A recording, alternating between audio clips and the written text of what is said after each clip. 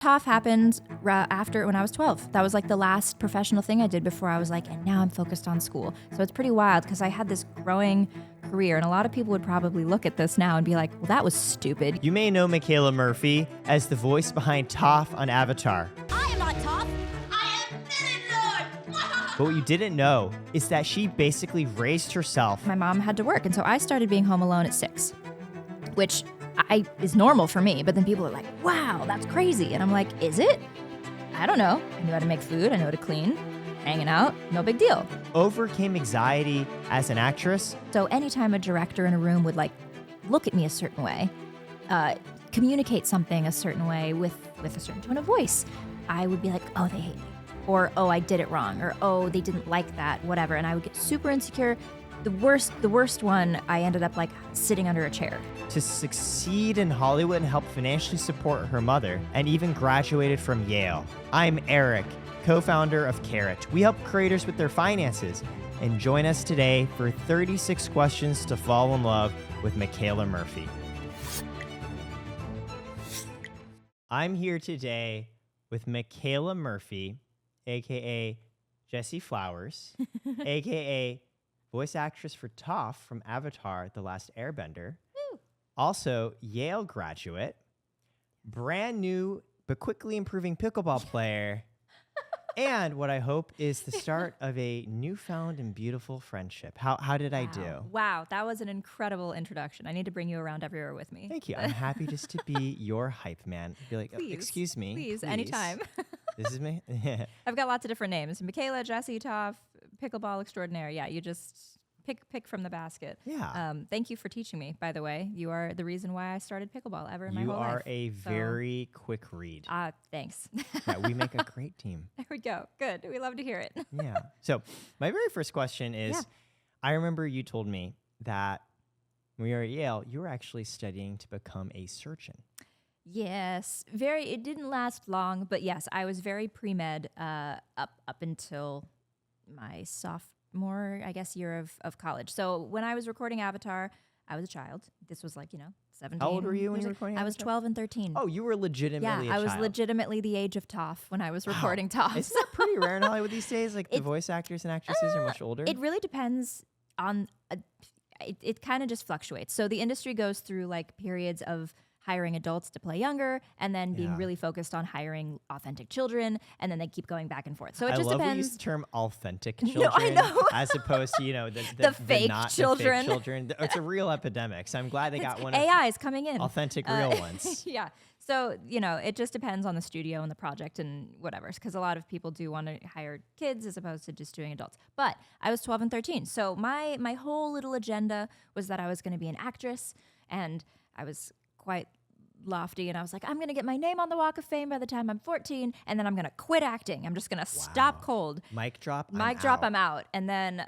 start on kind of pre-med, start like focusing on biology and math and just doing like pre-med camps over the summer. And then my goal at the time was like, I'm going to go to UPenn. For some reason, I had this obsession with UPenn. I don't know why, because then I visited and I didn't really like it. So sorry, anybody who went to viewers right now hating I on know, you I'm hard. so sorry. It was fine. It was one of my best friends from high school went there. But yeah, I was just focused on school. I wanted to do the normal, like, go to high school, go to prom, go to college thing. I wanted to do that checklist. I didn't want to, like, be an actor kid, I guess. I love that because, Yeah. you've described two extraordinary events most children would not be considering, which, by the way, these events happen to cancel each other out. You're like, okay, so first I'm going to become a star, and then I'm going to stop being a star and become, like, an award-winning surgeon who also, got to have prom at high school. I just want to do it all. I really think that's the mantra of Michaela. It's just, like, doing it all. She wants it. She wants it all. She wants it all, as Sharpay Evans so wonderfully says in High School Musical. Yeah, a source of wisdom for us, even today. So yeah, I was focused on I was super math girly. I went through and did all the APs, and then was in like multivariable calculus, some college course my senior year of high school. I don't honestly know why Yale accepted me, because I was just this strange little ball of like, I'm good at math. I also sing a cappella and I dance. And I like wrote lots of quirky things in my essay. I was like, who says friendships can't last forever? Goose feathers, they're forever. I was like a very interesting. Wait. Okay, first of all, I think that's self-explanatory. I'm glad that Yale saw let's say it is unique creative potential in you. Second, good in many things. Oh God, what a problem, Michaela. Third, what is this Goose Brothers thing? Goose feathers. Goose feathers. Yes, it was What? like it's like an exclamation, like goose feathers. Like that was just your Yeah, it was like a thing catchphrase. I said at the time. Yeah, I love and I that. included it in the essay. So you'd be like, I am Michaela. I think friends can be friends forever. Drop my goose feathers. Sure, kind of. I don't know if anybody else does this, but sometimes I like reread my Common App I do essay. this. Yeah, just to be like, was this, representative of me? Would I change anything now? Like, do I feel like this was my best foot forward? And that is one of the most accurate pieces of writing to reflect my character at the time that I really do think I sent like my best version of like how to portray me as a person, my values, things experienced in my life. And that's like a cool thing, I think, getting older, because I'm 28 now. So like that was a decade ago, right? And being like, yeah, I wouldn't change this.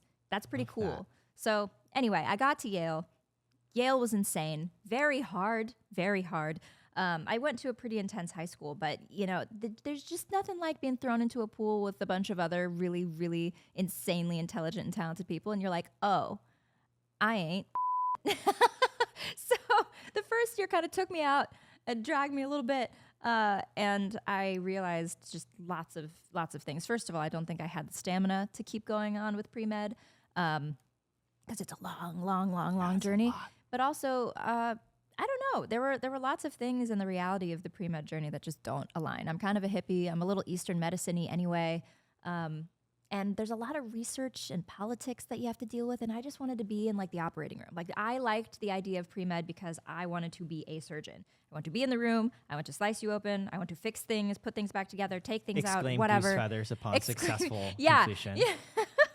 And then go on with my day. And it just was going to be so much more complicated than that. And I think I just hadn't really grasped the full scope until I got to college. And then I was very lost for many years, and thankfully film found me, and I ended up majoring in screenwriting. And if it were not for that major, I would have been a mess, because I ended up really liking it, and I was decently good at it, apparently, according to my professor. So yeehaw, we got a degree, that. guys. We got a degree and we got Yeah. out. So yeah. I especially appreciate. So I went to Harvard, which I will say when we first met, Yes. this was a real point I of know. contention. This There is- is that was the gonna be a rivalry. problem. And similar, I'm letting it pass for now. You seem Yeah. like a nice, amicable person. Thanks. We'll see how it develops. try. TBD. And my first year, I was massively depressed Oh, because, it was bad. yeah, you're like, yes, me too. So bad. Depression buddies. So terrible. High five. Very bad mental health. Yeah, very bad mental health. For me, very similar to you. I was just like, well, I feel like that I gave up everything in high school to try and get here. And now I look around, I see these like fabulously, seemingly better whole human beings. Yeah, they had lives. Yeah. They like partied. They like Yeah, I didn't go to a did single party in crazy high things. school. Okay, you were more intense than I was. Okay. I went to some, All right, you went to some. but I That's wasn't good. invited to many. So Sure. So you sort of just appeared. Fair. You just spawned like an NPC in the hello. corner. I actually Hi. did that once, and it wasn't very chill of me, but that's okay. I thought it was going to be funnier than it was. We were all had our questionable moments in high school, but yeah, people had like fully formed lives and personalities and did lots of fun things, and they were still there. And I was like, wait, how did you get here? But yes, continue. Well, I now, interrupted you. that actually begs a really interesting question, because you mentioned when you wrote your Common App essay at 18, writing clarifies thinking. You said it was an excellent encapsulation of who Michaela was at age 18. Yeah. So who was that? What was your essay about? Who were you? How did you think of yourself, your identity, Yeah, over I 10 years ago? definitely think it's been a journey. But I am hypercritical of myself and then tangentially of others. And that has been a lesson of Just kind applying of the same standards to others that you applied to yourself. correct, I right. get it, So when I get people are it. like, "Oh, you're so intense," and I'm like, "Right, because I'm intense to me." I'm And consistent. that, right? There's a through line. I'm not a hypocrite, I promise. Heaven forbid. Yeah. So, it's been a journey of kind of stepping back from that, and how that is not always helpful in every scenario. It's helpful in some instances, but, not to the level that I was functioning at. So I was just burning myself out, unbeknownst to me in one sense. I was like, okay, if I'm going to do it all, I have to just do it all. So I was a lead in the musical and on student council and doing pre-med club and in multiple APs and running cross country. I was just like an insane person. But But when I was then writing my Common App essay, I feel like I didn't focus on any of that. I talked about the first time I baked an apple pie. I was 7 or 8. Just kidding, I was 8. And I was home alone because my mom was working. I'm an only child of a single mother from the Midwest. We moved out to LA when I was 4 because my mom actually wanted to be an actress. So we came out together, and my mom had to work. And so I started being home alone at 6, which is normal for me. But then people are like, wow, that's crazy. And I'm like, is it? I don't know. I knew how to make food. I knew how to clean. Hanging out, no big deal. My neighbors knew I was there. If anything happened, they were my emergency contacts. It was fine. Yeah, I don't know. I just didn't think anything of it. So I talked about how when I was 8, I wanted to make this apple pie. I just had a fierce desire. So I talked about how I got the tools together to make it happen. Called my grandma for the recipe. I sent my neighbors to the grocery store where my mom was working to go get the ingredients because I couldn't drive. And so I used my resources because I wanted to make a pie that day. And I then just started kind of using that example to expand on how, my mom and I made things work when it got tough, and how my acting money ended up covering our rent, and kind of just, expanding into little just details of things that had happened in my life. And at the end where the goose feathers came in, it was something about how, all of this has been cool, but the greatest thing about then being in high school, because high school was the longest place I'd ever been in one place. My mom and I moved a ton. So I was there from 7th grade to 12th grade, which is 6 years. 6 years is the longest I was ever in one area. I've never been in an apartment or a house longer than 4 years, 5 years, I think. Yeah, and so at the end it was and the coolest thing of all this is that you get to make, some of the best friends that you'll ever meet. And, people might say that I'm crazy and that I can't do all of these things that I say I want to do. And I say goose feathers, that's where the goose feathers came in. I'm going to make it work. If I want to make something work, I'm going to make it work. And then, I said some little jaunt about the time things take being worth it. And I think I said it took me about 6 hours to finally make that pie and finish it. And you know what? It was the best slice I'd ever tasted, or something like that. And I ended on little cheesy, wrap it up in a bow. And I like it. I was like, wow, I covered a lot in this whatever one page that I had to submit. So, just I especially cool love moments. The meaning behind goose feathers, right? In some ways, no, I'm serious. I see it as certainly it's an absurd statement, but said in reaction to what is also an absurd statement. People having the nerve to be like, you can't do it all. And you're just well, that's just as absurd as goose feathers.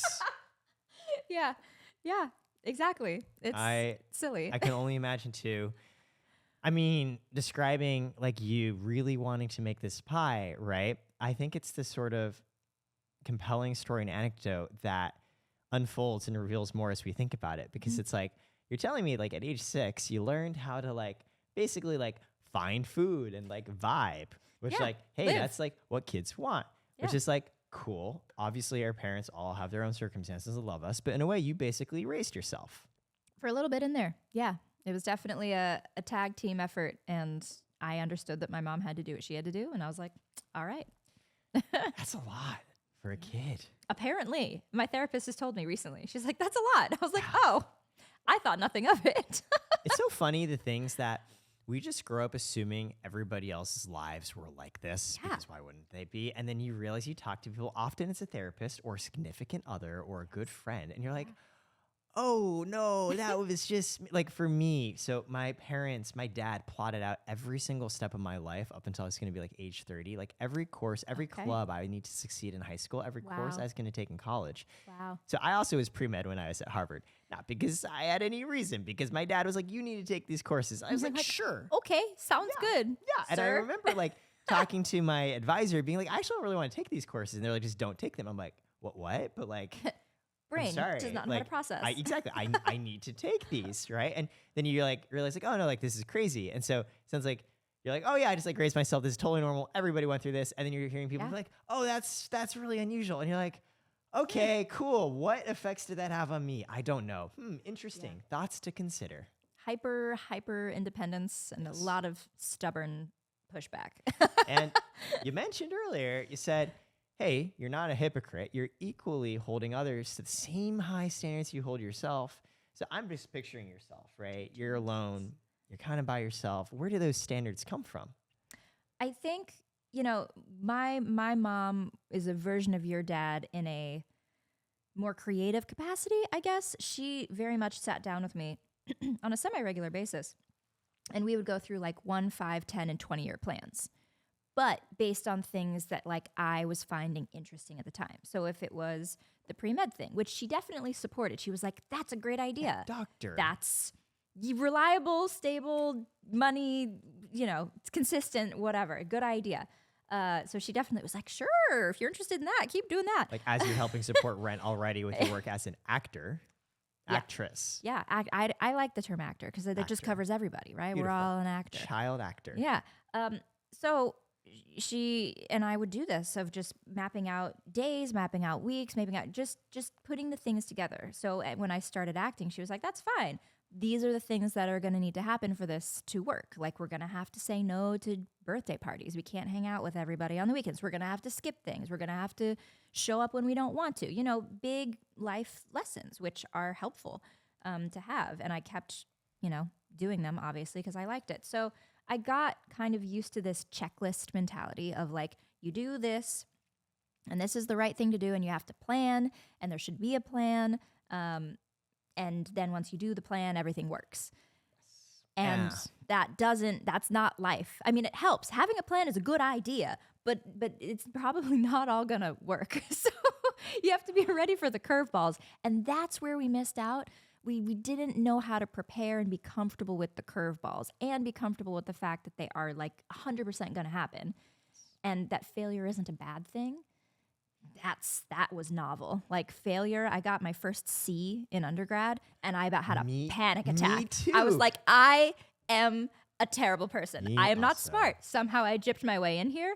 I'm a failure. I'm gonna die. I was just like losing my mind.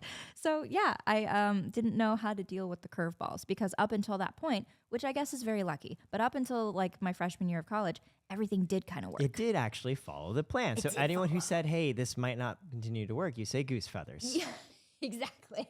And here we are. I really get that. Again, my father, very similar experience. Just this conception of almost parents seeing the chaos in this world, wanting the best for their kids, saying, let's come up with a plan. Inadvertently instilling in their kids, aka us, like, as long as you follow the plan, it's going to be okay. And that gives us the power to be like, well, okay, maybe following this plan sucks. Like not having birthday parties, I'd like to have birthday parties. Yeah. But, if it's for the plan, that's okay. It's for the plan. It's for the plan. It's for the plot. It's for the plan, the plot, the play. And then one day you realize, God, like 1, was this plan right? 2, it always changes. And then like, what the f am I supposed to do? Yeah. Literally, what the hell? What's going on? Can I ask? So I also got my first C in college, computer science, intro to computer science. What was your course? It's sad because mine was math, which was my strong suit in high school. So I was so confused about what was happening. That was like, I got awards for math and then I got a C and I was like, what is happening? I bad at this? I was like, have I just been lied to? Like, have I been doing fake math? Like, what's going on? I then later realized that, grad students as teachers, not ideal because I would go into office hours and get worse. So I don't think that's a reflection on me, but how am I supposed to know that at the time? When we're young, we don't know. I'm just terrible, I guess. But no, I would literally go in and then drop an entire letter grade, like in my homework, after I would go talk to him for an hour. Sounds horrid. So I was like, okay, the last couple years, I was like, bro, this is not anybody's fault, really. I mean, he was trying his best. I was trying my best. But it definitely wasn't my fault. Like, I'm not bad at math. And I'm good at math. I can only imagine how long it's taken for you to realize and repeat that lesson to yourself. Literally within the last couple years. Yep. And I totally get it because if you're anything like me, there's a part of you being like, I'm just dumb. And a bigger part of you be like, nope. There were reasons that are understandable and I don't suck. And that's such a weird mentality because we grew up with the conception of, well, you're following the plan, so if it didn't work, it's because you f***ed up. It's because you did it wrong. Yes. You must have messed up somewhere. And you didn't plan enough for the curveball. Yeah. Which, honestly, I don't know about your parents and where they went, but I think going to college in general is just a shift from high school. But if you haven't had a family member go to a super intense, it doesn't have to be just Ivy League, because technically there's Stanford, U Chicago, just a very intense academic college in that realm, I guess. No one can prepare you for how the ecosystem works there. Nobody in my family went to the level. A lot of people stayed local, went to Purdue. I'm from Indiana. Anybody from the Midwest in Indiana? What's up? Two of us here. Hey, Hoosiers. So yeah, they went to like Purdue, or maybe a couple people went to Northwestern. So there was some familiarity, but I don't know. There's something weird about the Ivy thing. Off to New Haven. Yeah. Bulldogs. And then you just get thrown into generational wealth in a way that you never knew existed. And you're like, oh, I'm not good. I can work bajillions of hours. I could win the lottery, and I'm not even going to hold a flame to like your existence. Like, it's just not going to happen. Gosh, it was this fascinating combination of like the really try-harders. Oh yeah. And then like the like extremely legacy wealthy people, and you like basically as a social experiment just like throw them together. And it's like, have oh, fun. And now you're in a group project together, and I'm like, oh wow, cool. And like you had to work really hard to get in college in the first place, and maybe all those habits are now beginning to fall apart because you're on your own now and life's throwing curveballs. You're like, what is happening?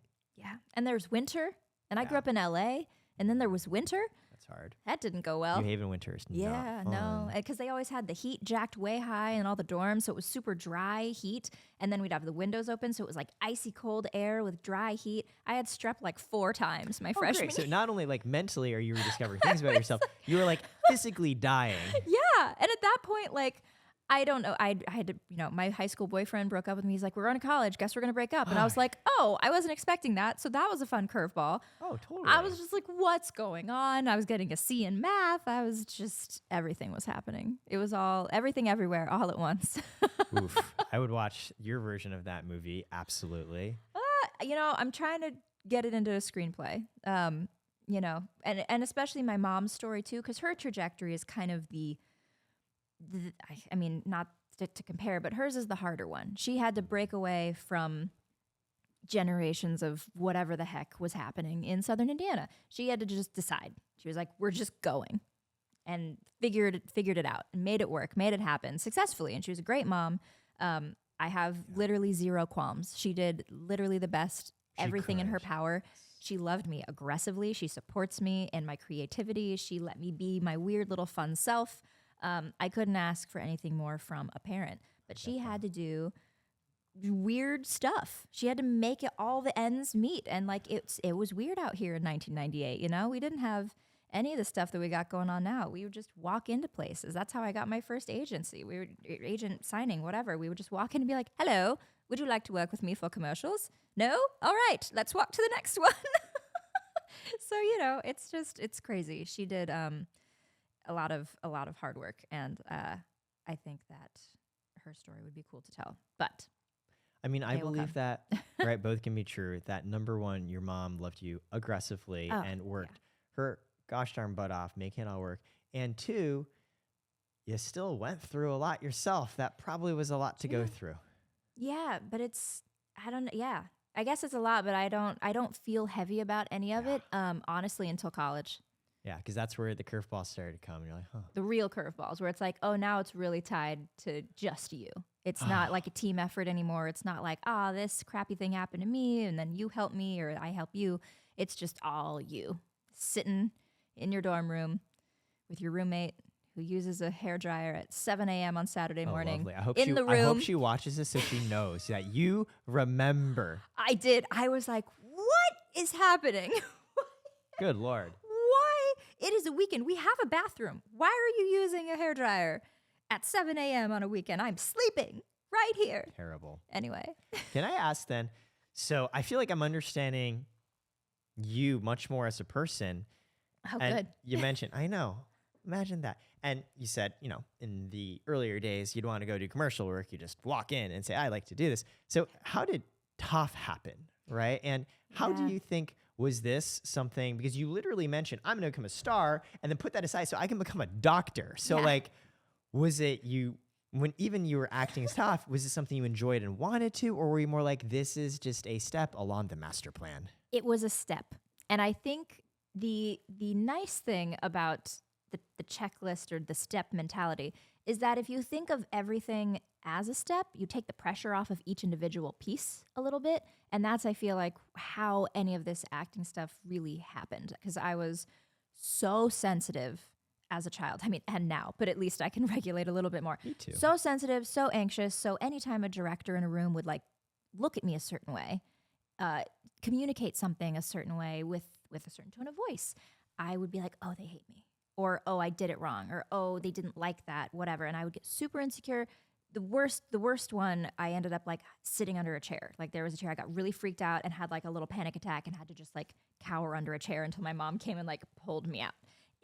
I was very sensitive. So the reason voice acting kind of clicked in was because I was in my own little booth.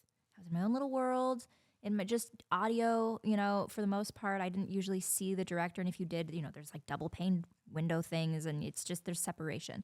And so I feel like there was more room for me to be super quirky, and that just worked. It also helped that my mom focused so much on reading when I was younger, so I could read scripts cold, which is obviously huge when you're 6 or 7 years old. They're like, can we give you 10 pages? Can you read them without any issue? Yes, I can. And my tone of voice at the time, and now, it's pretty clear toned. I don't have a lot of texture, which when you're younger is great. And for now, voicing, super squeaky characters like this is like really great. But if they're like, oh, we want some rugged like rock star, I'm like, yeah, I can like pretend, but like it's not real. So my tone of voice and the fact that I could read really locked in the voiceover thing. So I'll give a little timeline. When I was 5, I told my mom, hey, my friend's in a commercial. That seems cool. Maybe I should try it. Do you think I could do it? And she's like, let's just like, before we go through all this, put you in a musical, like a local musical, see if you like it, whatever. She put me in Oliver. I was the happiest orphan in Oliver that one has ever seen. I was so happy to be on stage, loved every second of it, loved rehearsal. She was like, okay, cool, let's get some headshots, let's see. So my first headshots were black and white, the very edge of like what I call like Act 2 of Hollywood. I feel like Act 1 is like kind of the first half of the 1900s. That's so weird coming out of my mouth. And then from like 1950 to the 90s was kind of the second era of just crazy progression, because then you started having color and like sound, audio started coming in. Anyway, so black and white headshots were the norm. And then in like the early 2000s, that started to shift. And there was this whole big rift of like, is color more professional? Is black and white still professional? So funny. So we took the black and white headshots and walked into agencies. I went to Bobby Ball, Abrams, CESD, just tons of agencies. And I was signed for commercials and TV. And I auditioned for basically everything we saw on Disney Channel. I auditioned for tons of times. I was so close. And I wonder what my life would be like if I would have booked. It would have been an alternate universe. But I got called back so much for like Sweet Life of Zack and Cody, Jessie's role, and then she got her own spinoff. I guess her name's Debbie in real life, and then she got the Jessie spinoff after, mixing it all together. But anyway, which would have been funny if that would have been my spinoff, because my stage name was Jessie. Ha ha. Anyway, reeling it back in, getting scattered. So started in commercials and TV, and then I went through an awkward growing phase.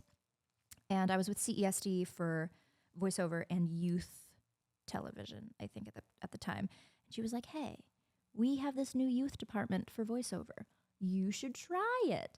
And so I did. And so my very first voiceover gig was additional voices in Finding Nemo, actually. Oh. I know, TBT. So cool. All the little baby turtles and all the little baby fish, and they're like, let's go swimming. Like, what's over there? Like all that silly stuff. And so it was just a bunch of 7-year-olds running around a room, just saying stuff. So that was the beginning. And I did a lot of additional voice work for good 3 years, basically. And then I started to do more character roles. It just kind of happened naturally. I ended up doing the voice of Chaka in Kronk's New Groove and The Emperor's New School. They're like, super squeaky. Back to squeaky. And then Meet the Robinsons, I did young Franny. She's like the little frog girl. She's honestly probably my spirit animal. Of any of the characters that I've voiced, young Franny and Meet the Robinsons is my spirit. And I'm manifesting this now because they keep doing all these live actions. they should do a live action of Meet the Robinsons, and I should be cast as the adult version of Franny, because that would be so cool. But anyway, throwing that out there. And so then Toph happened after when I was 12. That was like the last professional thing I did before I was like, and now I'm focused on school. So it's pretty wild because I had this growing career, and a lot of people would probably look at this now and be like, well, that was stupid. You literally cut off your flow to focus on school when people would literally like, that's what they've been working for. People would kill to have these opportunities. Like all of this like jargon that I hear in my head now of like, man, maybe I should have stuck with it. But no, I wanted to go to high school. Like I wanted that experience. And so I did it. So, you know, people might disagree and feel differently, but I really just wanted to go to school. I get it. It was part of the plan. It's part of the plan. Kill it at Hollywood. Toph.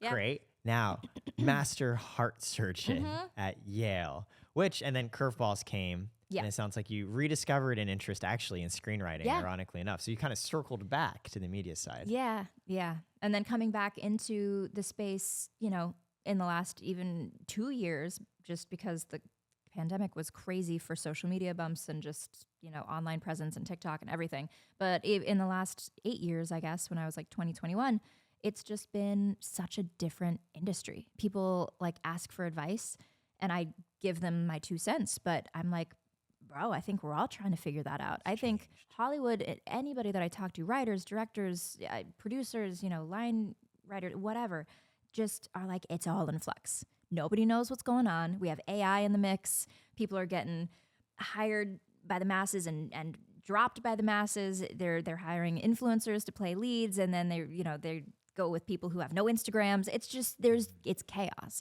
But that's a beautiful thing because in flux is when you can do whatever you want. There's opportunity. You have elbow room to be creative. You don't have to follow a checklist. You don't have to follow the norm because everybody's just rolling. I can see describing as someone who went through something similar, growing up with the checklist, now learning to embrace more. I like that elbow room for creativity. Yeah. You're like, actually, it is more interesting and better when there's not the firm plan and I'm going to figure it out. And it's also really anxiety inducing, but there's Goose more feathers. potential. Goose feathers. So what's the focus these days as you think about, you wrote a Common App essay at age 18 that nicely encapsulated who you were at the time, which was, I'm going to make the best goddamn apple pie ever. And this, in a way, whether intended or not, is a symbolic story of you put your mind to things and you get them done. You follow the recipe, you know how to do it. And to those who get in your way, goose feathers. And so say you were to write the Common App essay of now 28-year-old Michaela. What does that look like? You know, that's actually a great question phrased that way, because I think a lot of people just say like, oh, what's next? But nobody's articulated it like that. Yeah, because nobody gets to have such a fun conversation with you like I do. I know, it's a magical moment. This is just, it's magic, now baby. recorded for posterity. It's magic. You know, I should probably sit down and just try to write my own 28-year-old Common App essay, because I don't know. And I think that's the most honest answer I can give. And there have been plenty of, you know, filler answers along the way, but the true answer is that I don't know. I do know that I like being in a creative space. I do know that I also love the business side of things as well. So being purely a creative of just creating content, whether that be an actor, a writer, creating content for social media, whatever, that's not the only thing that makes me happy. I need more than that. So it's kind of a year, and it's nice because I've been afforded the flexibility this year to just roll with what sounds interesting. And so that's been a lot of the last few months. Meeting you, finding people online who I'm just kind of vibe. Let's see what the vibe is like. Let's see what they're up to. Learning more about them. Going to pickleball and learning how to play. So it's kind of funny because I feel like where I'm at now, it's almost what a lot of people did in college, kind of, or something. I mean, everybody has different timelines, right? But I'm in another era of just figuring out what the next step is. The pandemic obviously was a reason for part of that. Beforehand, I was in New York. I was auditioning for musical theater. I was singing with a cover band. I worked for like a handbag company for a little while, and I was tutoring for the SAT. Like I had this little flow going, and everything just went. and they put Avatar on Netflix during COVID, and that all this Toph love came bubbling back into the present, which has been super cool. And I, downloaded TikTok and just was like, sure, let's try to integrate this into things. And I do like social media. I also love modeling. I love photo shoots. I got new headshots taken last week. So much fun. I love photo shoots. Oh my gosh. So I like What do you love most about them? creative spaces. I don't know. I can't tell because it's not fully like a vanity thing of like, I just love looking at myself being pretty. Like there's something, I don't know why. Maybe it's just the expressive nature of it.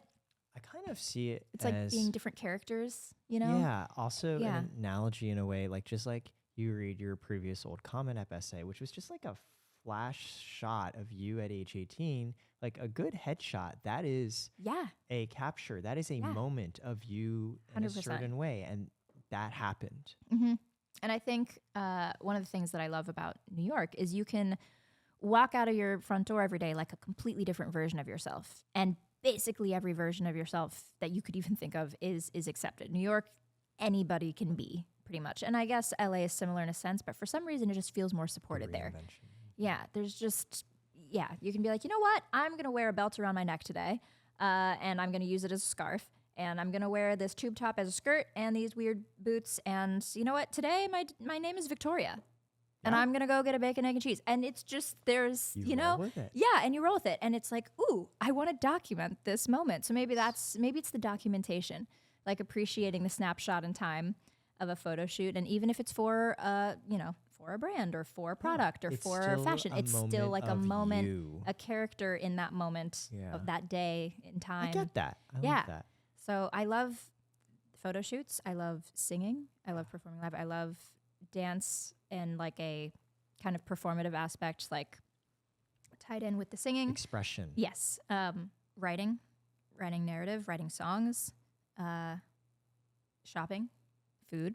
Yeah. I Acting, love. We film. slowly get to breathing, I'm just sleeping, breathing, meditating. My water dog, is pretty you know. darn good too. It's like we're going basically like Maslow's hierarchy. We're like going downwards. You start from like Just- fulfillment, and Yeah, you and slowly then get I'm to just like the starting need listing to things. be I an like animal. the color purple. I like horses.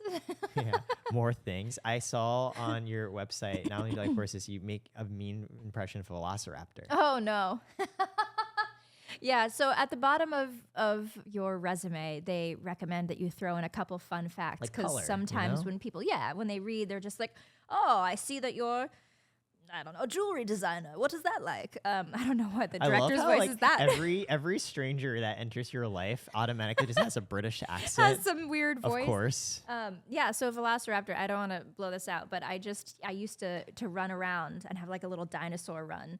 And Velociraptor was my favorite dinosaur from like Jurassic Park and whatever. So just like, that was soft. That was soft pretty because I good. don't want to, we have to protect the sure.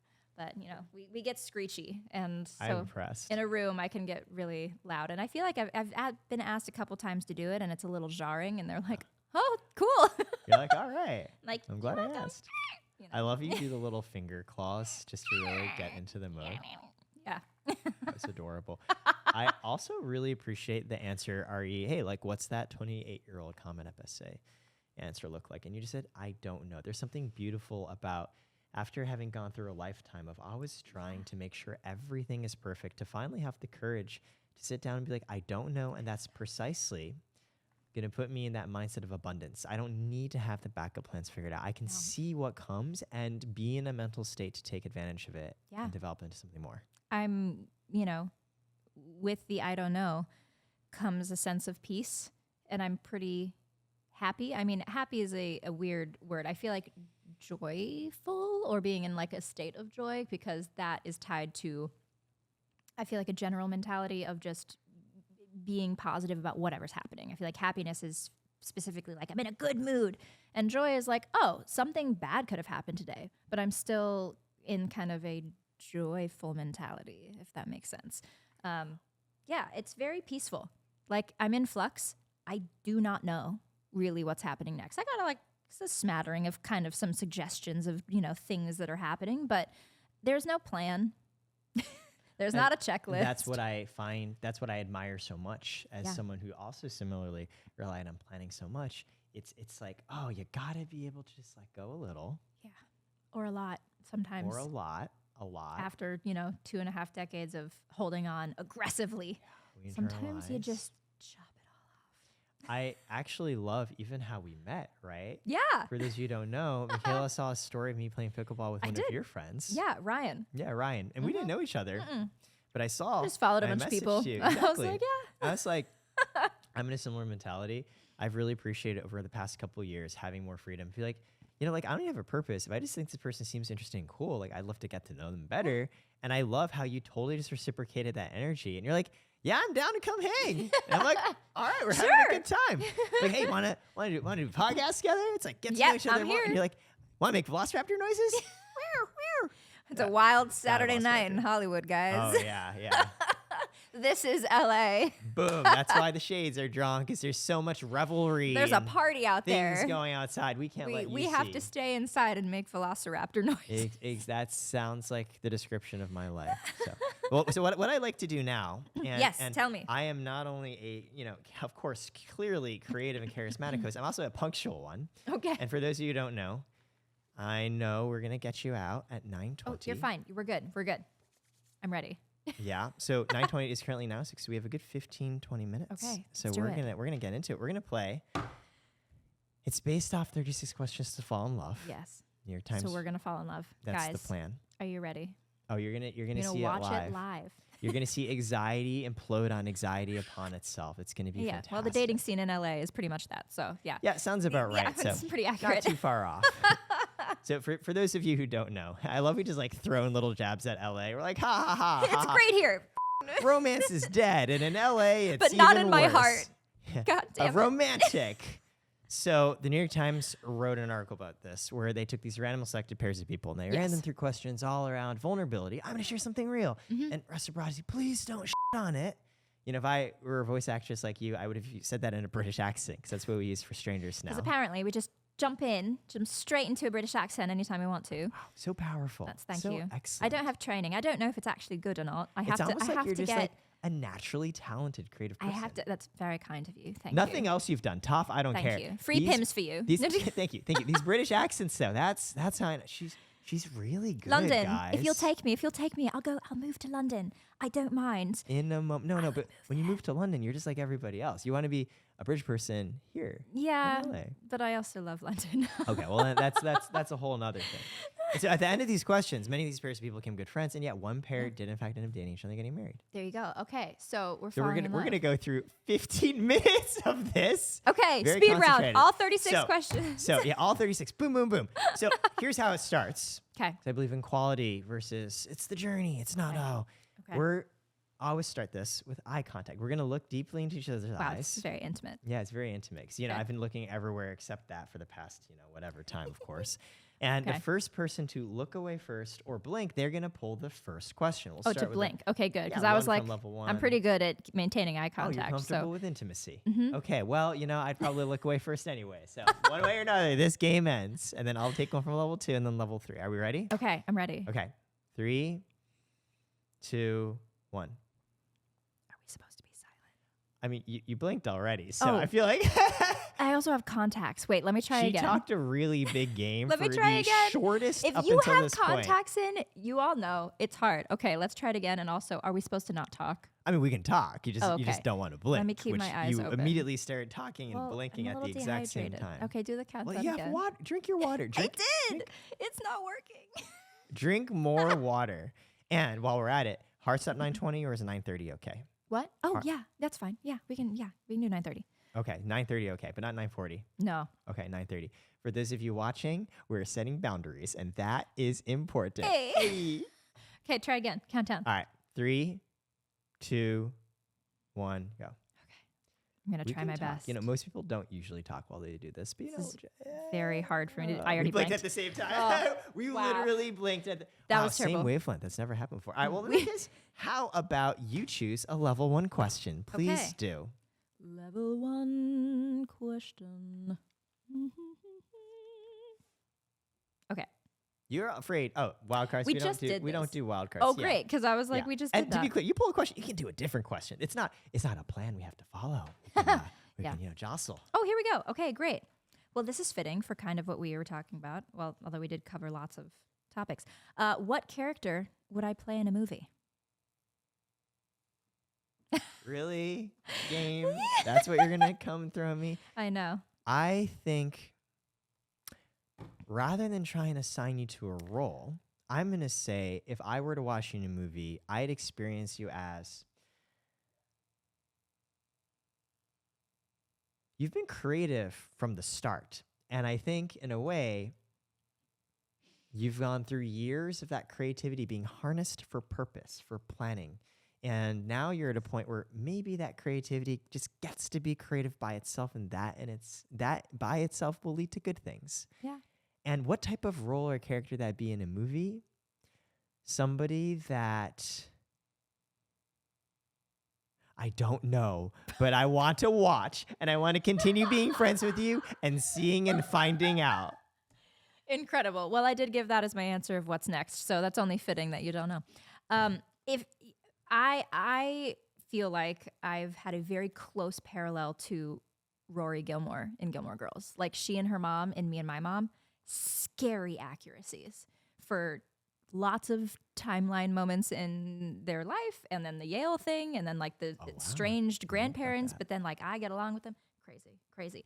Am I supposed to answer this about you too? You can, but I was going to ask, how does Rory Gilmore, as someone I confess I actually have not deeply watched Gilmore Girls, so what happens to Rory Gilmore? How does their story end? I actually don't know if I've seen all the way through the end of season 7, and I'm just now realizing that. I think I watched through like season 5, and there's just, boys and then figuring out family, and like she and her mom are kind of like sisters, and they move kind of away from their family, and she's just super into school, and she loves reading, and she, lots of things. But I don't want to be a journalist. I don't think.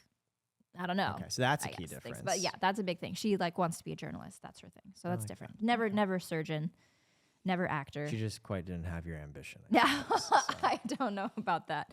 All right, you can answer for me. Yeah, I'm curious. Okay, so just right off the bat, there's a little bit of just. I'm gonna pretend, or I guess use this a little bit like a psychic. I'm just gonna say things that come to mind. Sure. So, entrepreneur, Silicon Valley, Wolf of Wall Street, just thing is that like feel like you could exist in the realm in, but you have a little bit more articulation. You're a little more gentle, so you wouldn't be like a harsh protagonist. But you could be like a coder who's like on a mission to do something secretive, but like, there ends up being a love interest of the person that you're trying to like get information from.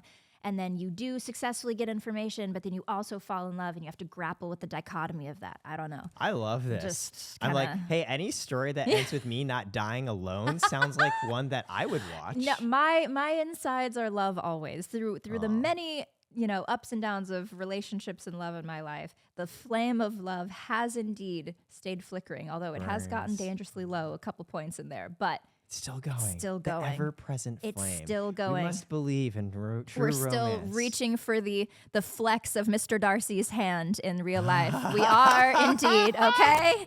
All right. Mr. Darcy. Oh, gosh. Well, they took quite a while to hit it off, too. So listen, I'm patient. I've got time. For those of you watching, so if you're like, Mr. Darcy, but real. modern Los Angeles, Mr. Darcy. You know where or to find from her. England, because like I said, we already I know love how London. you feel about England. So that's I will move there. Yeah, it's easily helpful. All right, let's do another one. Okay, you pick from 2 or you pick from 1? I'll pick another one from 1. Okay. Do I remind you of anyone? Oh.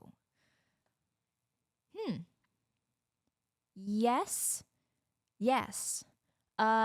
One of my good friends from earlier on, I guess, in my college friendships, one of my friends named George, he, similarly was just very pleasantly present.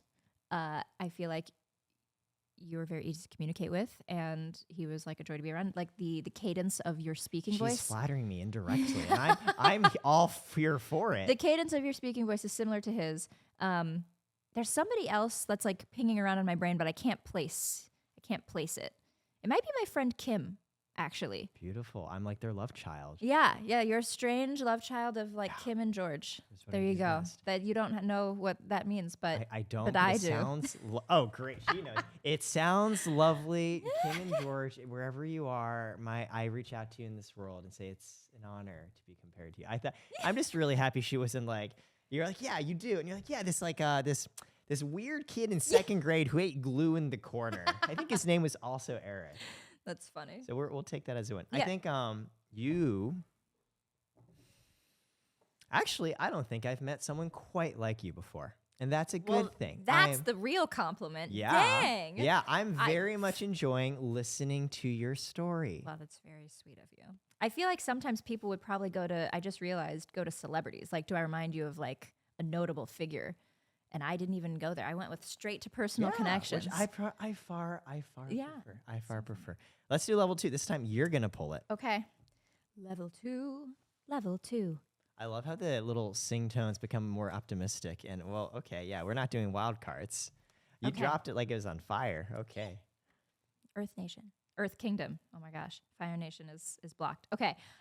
What has been your earliest recollection of happiness? I feel very grateful because I feel like my brain has been pretty plugged in for most of my life. I have very, very early memories that are, yes.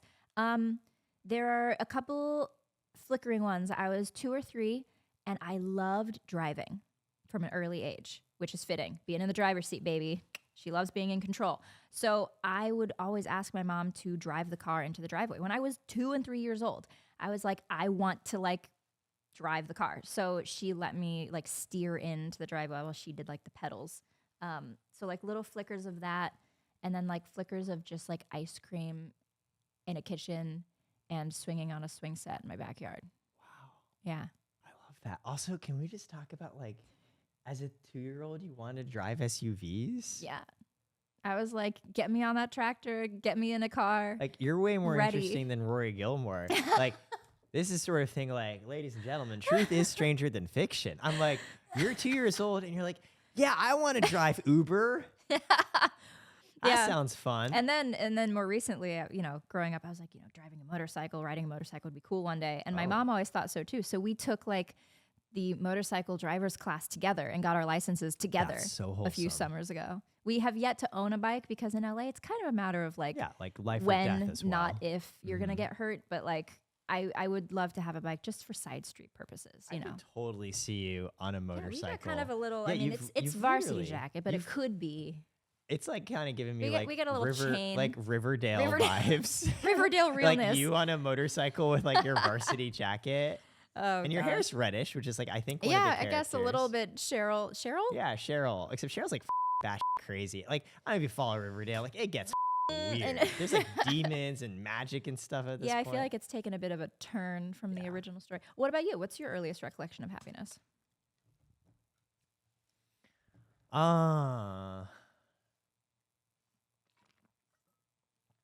I remember when I was really, really young, my mom bought me like a little stuffed monkey. Like it was like Aw. a Beanie Baby, but Yep. too cheap to be a real Beanie Baby. So like a fake Beanie Baby. Phenomenal. And I just like was so happy. 'Cause growing up, I didn't get like tons of gifts from my parents. feel We that. also like grew up poor and all that stuff. And so, whatever. It's what makes this great. It's fine. Yeah, it's fine. We've totally internalized, processed, and moved on from it. no big deal. Easy. So the monkey was like very special for me. And I guess what's a little bit funny is like, because I just like had that around a lot, I think other people just like assumed I just like loved monkeys. And that's not really true. It's more like I loved the experience and moment of getting that monkey as a gift more than I like really love to collect monkeys. So there's a period of time where like my friends would be like, oh, like what should we give Eric? And I just like get this collection of these random stuffed monkeys. And I'm like, I don't really like the monkeys as much, but the funny. symbolic meaning behind them, I appreciate that. That's Mine- the real friendship. Mine was a little blonde, like golden retriever-esque dog. Like I Mr. guess. Peanut Butter from BoJack Horseman? Yeah, kind of ish. Okay. Yeah, Or and is it his just a name golden was- retriever? His name was Fudgy. Fudgy, but he's yellow. We're just gonna just skip right over that. Yeah, that was mine. That love was my that. monkey. Good times. Let's do That's another sweet. level 2. All right. 2 for 2. Ooh, we don't have to do this one, but I'll read it out to you and you can choose. What's your father's name? And tell me one thing about him. Oh, we're getting deep on a Saturday night. Okay. I don't know why I go into singing as well. Singing and accents. It's a thing. It's quite lovely. Makes life more interesting. My biological father is not really around. I know who he is. We've met. I have 3 half brothers. We all know each other. I went to the youngest one's wedding. It's all like fine, right? It's not amazing, but it's fine. His name is Dave. He's from Kentucky. I guess that's one thing about him. But one more interesting thing about him.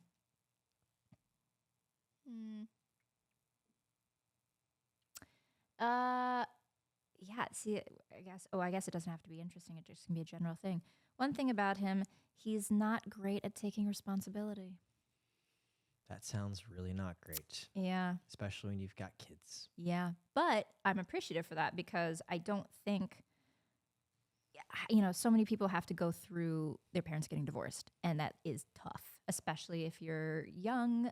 If you're super, super young, maybe not so much, but middle and high school, like it's just so many of my friends had to deal with that. And various levels of like tumult because of it.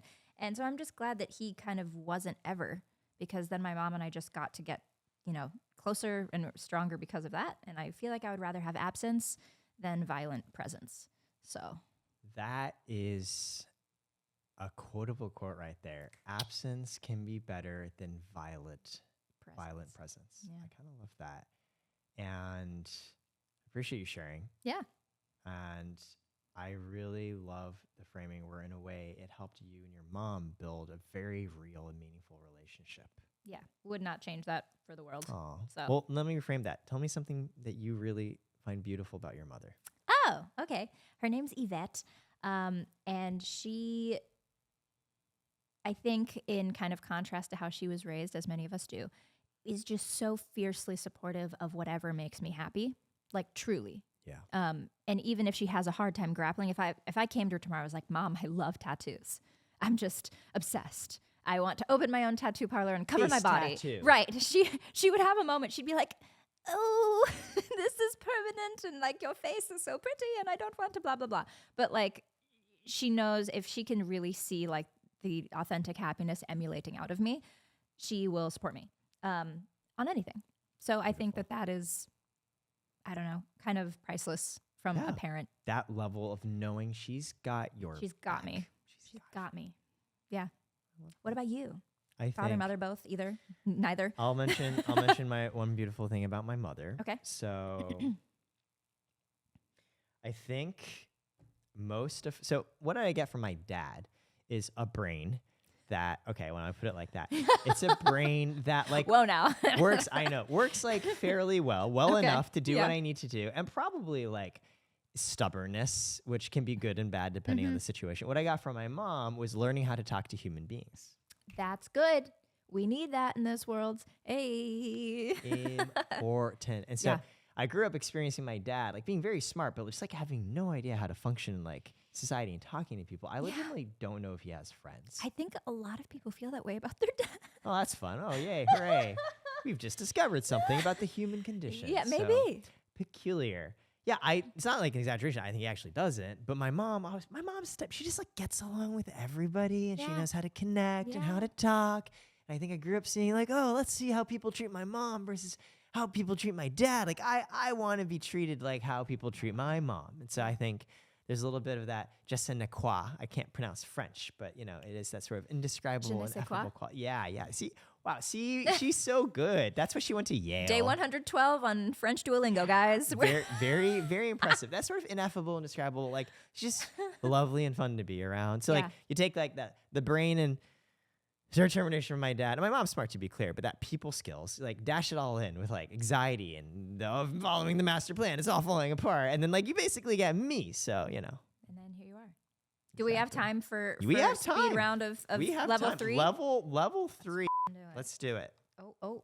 Feel free to Oh, choose. what does that Pick mean? the ones you I'm like gonna do the that most. one. Level 3 reflection.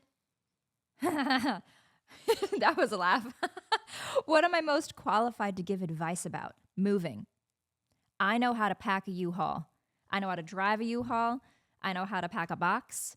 I know how to break up a room, how to prioritize what to pack first, how to drive carefully, and I'm a good character read for for movers, for people who are going to move your stuff and drive. It's like, you're going to be careful with stuff. You're not. Yeah, because we've moved about 26 times over the course of my life. There you go. That was like the easiest one of the whole batch. That's like more times than like the average age of most influencers in LA. That was so specific. Yeah, you're correct. It's a lot of moving, a lot of storage units, a lot of boxes. So I'm going to reframe that from I'm really good at masking tape and putting it on boxes to you know how to deal and grapple with change. Coming from... Do I, though? Or... Maybe now. Maybe now. Or maybe from a meta level, learning how to change from somebody who is not as comfortable with change to somebody who's becoming more comfortable with it and giving advice on that process. I feel you are very qualified to talk about the growth of a human being. It's very kind of you to say. I don't know if I am, but I definitely have lots of opinions on the matter. So, we'll see. I'm going to pull one. Well, wait, you don't get to answer? Are we just doing... I want to do different ones. Oh, I see. Okay. Yeah. What would make you feel closer to me? Getting better at pickleball first. Okay, of course. But on a bigger level, I feel like learning more about the passion behind your business venture, because I feel like that's such a key component. Yeah, I gave you like the venture capital pitch. Yes, you did, which I today. appreciate and I love to hear. But like the reason why we all are here, in my head anyway, like I say the purpose of existence is life, death, and love, right? And so everything has to be tied to that, and most things that invoke interest are tied to love. So there has to be something passionate in you to create something. So discovering what that is would make me feel closer to you. I really love that. And to what I'll say is, I think you're pretty darn cool. Thanks. And I would love to continue being friends with you. Please and thank you. Respectively learning more about each other. And that's something I can go into more. The spark notes I'll give is I have always from a young age wanted to be creative. And in fact, life usually sucked enough with my dad telling me exactly what to do. I found escape in reading and books and imagining creative worlds that like, hey, what if I, instead of me in Indiana with my dad telling me to be better at math as step 2 of my 52 life plan, like what if like I was a wizard and I have magical powers and I'm special and I'm different and what that looks like. And I think I so appreciate all those little bits of creativity, just giving me little moments of release that there's always been this yearning in me to like want to share and feel understood and express that back and pass it on. And so I think deep down, part of what sparked me to leave the corporate world and work with creators is because I wanted to be one myself. And I think it's so cool I get to work with people who are figuring that out and supporting them. And even more fulfilling that I get to do a little like what we're doing now. We're creating moments, right? Just like, right, your essay or these photographs, this podcast will serve as a point in time of us getting to sit down and talk with each other for the first time. That is a moment of co-creation, and that I feel special about. And I enjoy the present becoming history as it is. Yeah. We'll do one more question. Okay. Now it's all on you to pull out the lucky card. Dun, dun, dun, dun, dun. I want right in here. Ooh. Now, I'm not really sure how to answer this or how we answer it. What do I need to hear right now? I think. Do I answer that for me? Or I guess that would make sense. I'll take a shot. I'm not going to be pretentious enough to believe I really know what you want to hear right now. But one thing I would like to express to you is you are working so hard, and I'm like so honored and impressed by knowing similarly the mindset you went through before to begin trying to change and shift into something where you're like, I don't know what I'm going to do next, but I'm going to give myself the space to explore is really cool and hard. And you're doing it, and I feel honored by that. That's very sweet. Yeah, definitely appreciated. Yeah, I guess my version of that is like, it's all going to be okay. Yeah. That's, the daily mantra. It's No, all going to seriously, be that's okay. like the biggest unlock, right? When you believe it's all going to be okay, gonna be you okay. can take a little bit more risk and you can explore more. The hard part Yeah. is actually believing that. But saying it helps. And I'm the same way. And there are times where honestly, I am afraid it's not going to be okay. Oh, and yeah. I am scared and I'm like, this is stupid and everything sucks and it's not going to be okay. And what helps is when I get to spend time with people like you and be like, well, she's going through her own journey and saying, despite it all, it's going to be okay. So maybe I get to say that too. Yeah. And I guess, what we preach is often what we think to ourselves, but kind of right back at you. I mean, you had to step out of the checklist, and now you're here in Los Angeles You're here. doing what you want to do more of. And I will say, if maybe, I don't know if you need to hear it, but I think you're fantastic at cultivating community Thank you. and making everybody feel welcome. Last weekend when I met you for the first time, you specifically went out of your way to make sure that people were being introduced to each other, that people who didn't know how to play pickleball learned how to play pickleball. Things that are small but huge. Thank you. So, I'm just trying there to you be go. helpful in ways that when I was growing up, I didn't feel like I always got. So well, you're succeeding. So trying there to you be go. better. Okay, we are right at time. So Michaela, thank you so much. And we course. did it. We made it. We were time set. It was 9:31. That is pretty much Wow. on the That's pretty dot. phenomenal. See, creative people can be conscientious as well. Take that as your final point, viewers. Oh my gosh, and it's Michaela, all this going is to be great. okay. It is all going to be okay. Goose feathers. Goose feathers, we're out.